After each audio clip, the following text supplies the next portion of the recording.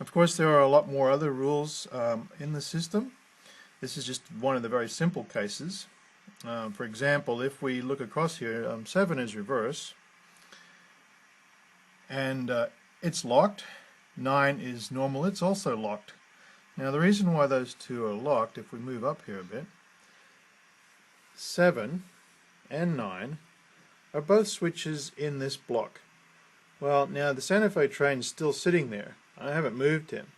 And yeah, it's still showing occupied, which is good. And it means we can't change these switches and we can't clear these signals. In fact, if we ask for a clear signal, say for instance 8 right, the system is going to look at it and say, no, you can't have it.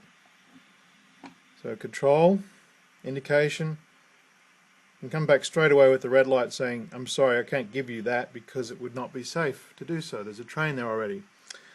Also, if you try to change the turnout, so moving those things underneath a train is also not allowed. So let's see if it'll accept that. So there's our control indication. And it comes back and says, I'm sorry, I can't do that. 7 hasn't moved, the lights haven't changed, and in the field the switch doesn't move at all. So that's the safety aspects of the system. There are other things too, but that's basically how it works. And at the moment I have a few trains on the layout. You can see by all the lights that are on. So there's a train here and here. There's 2 trains. There's also a train here and here. I might just show you that from the layout perspective where all these trains are. There's a couple of the trains that I've got, one here and there. That was 2 of the ones that I showed you on the short sections. And I walk down a bit here. And here's another couple of trains down here in the longer sections that I pointed out. And of course, way over here at the back, there's our Santa Fe train, and still sitting on that section. So the signal system tells you pretty much where everything is. Now you may have noticed that there's also this roundhouse here, which is where the locomotives are stored when they're not being used. And there's also this set of tracks here. This is called the yard. And this is where trains come in and get switched and turned into other trains and sorted. Cars get sorted for other places. None of the yard is shown on the panel because it's all controlled by the yard master. And the yard master normally works from this position here. And as you can see, the yard master has control over all their local switches. So he can throw this lever right here, and it controls this switch here. So he has full control over his yard switches. And the next lever up would be that switch there. And this one, that switch. So the yardmaster is free to operate as he wishes inside this area. None of it's shown on the panel. The only part that is this interface from the yard. So this is how we get from the yard across to the main track here. And you'll notice that my main track is different color. My main track is a light grey, and the yard track is a dark color, kind of a black. There's a signal here that lets you leave the yard, and this switch here lets you leave the yard. Now this switch is an interesting one because it actually is on this panel here, and it says interlock with dispatcher. What does that mean? Well, it means that the yard master doesn't control that switch. The lights are off. Notice the lights are on.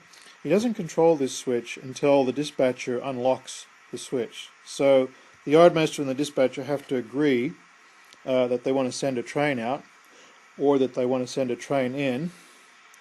And so it's like a handshake system that said, well, the dispatcher says, I want to bring a train out, or the yardmaster says, I want to send a train out through this switch, and the dispatcher says, well, I can't do that just at the moment, or yes, I can, and then he unlocks it, and then they can do it.